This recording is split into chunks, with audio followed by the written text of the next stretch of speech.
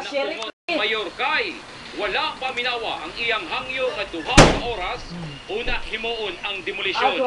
Live gikan sa Suliman sa Monteverde, Davao City. Nagapatrol Francis Magbanwa. Francis, Tol, alas 8 pa lang sa buntag, nagkatensyon na tali sa demolition team ug mga residente din sa Kapitan Tomas Monteverde Senior Agdao. Tungod kabahin sa pagdemolish sa 200 ka mga balay, nagkarayot, inungdan sa labing kasuko ni Mayor Inday Sara Duterte. Diyok! Tuhay na mo.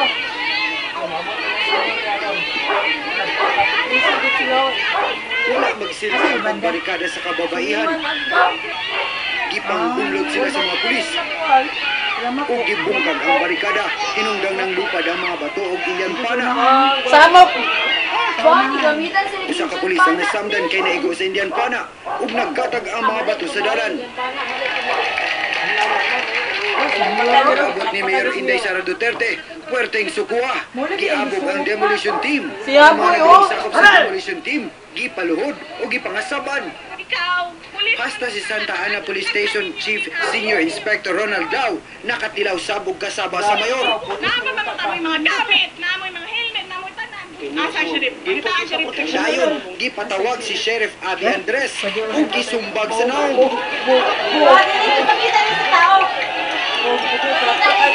Lakaw si Andres, apan gipugnan ni Duterte, gibira na sab ang buhok ug nagpahungaw sa iyang kayugot.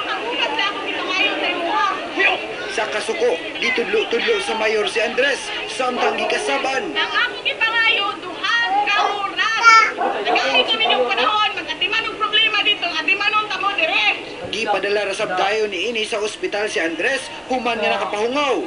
Gipakordon dayon ang lugar aron mapungan ang kagubot, samtang naglingkod kamatikdang giputos na og pulang nga tawel ang kamot niini. Gipasabot sa mayor, miulbo ang iyang kasuko kay wala pa minawa ang iyang hangyo nga duha ka oras nga extension aron siya mismo'y mohimo og aksyon aron malikayan ang kagubot pero wala pa minawa. Kaya ang sabot na mo kagahapon, number 1, tanggalunon ang balay, sila ang motanggal sa ilahang balay aron dili maguba. Pasudlo na to ang demolition din ha. Gubaon ang mga balay. So na ang sabot kagahapon. On the condition nga naay demolition. So pagkakaroon Wala nagpadayon ang demolition pero nga